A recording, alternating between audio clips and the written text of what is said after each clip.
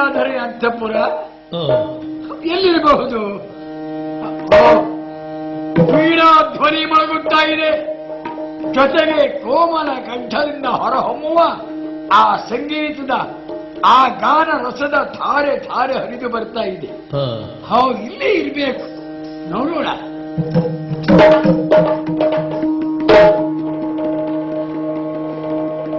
ಕಂಡ ಕಲಾಧರನು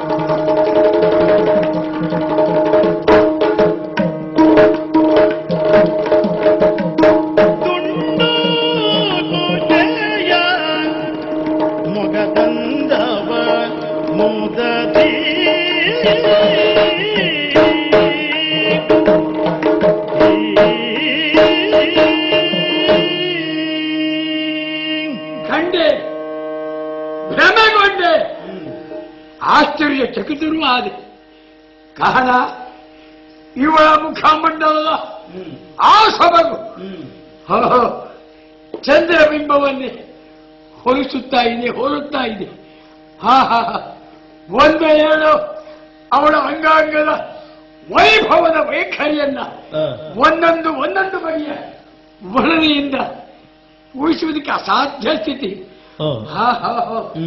ಕಾಮ ಕಂಡೆಯದ ಸಿರಿ ಲೋಕದೊಳೊಂದು ಪ್ರೇಮದ ರಸದ ಐಸಿರಿ ನೋಡಲು ರಸ ಗಂಗೆಯಲ್ಲಿ ಮುಳುಗಾಡಲು ಅರ್ಚನವೇ ನಾಮನ ಮಾಡಲು ನನ್ನ ಆಶಯಕ್ಕೆ ಪ್ರತಿ ಹಾಡಲು. ನಿಜ ಆ ಭಾಗ್ಯ ಸಂಪತ್ತಿನ ಆ ಎದೆಯ ಸೌಭಾಗ್ಯದ ಸಂಪತ್ತಿನ ಆಹಾ ಯೋಗ ಎಲ್ಲರಿಗೂ ಸಿಗುವುದಲ್ಲ, ಎಲ್ಲರಿಗೂ ದಕ್ಕುವುದು ಅಲ್ಲ. ನಮಗೆ ಸಿಕ್ಕಿದೆ, ದಕ್ಕಿದೆ ಸಾಕು. ನೋಡೋಣ,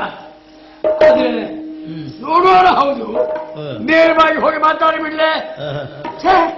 ನಮ್ಮ ಅಭಿಮಾನಕ್ಕೆ ಹೊರತೆ ಈ ದೇಶದ ಪ್ರಧಾನಮಂತ್ರಿಯ ಮಗನಂತಹ ಕಲಾವಿದರಿಗೆ ಅಭಿಮಾನ ಭಂಗ ಅಂತಾದ್ರೆ ಅದು ಅನರ್ಥದ ಪರಂಪರೆ.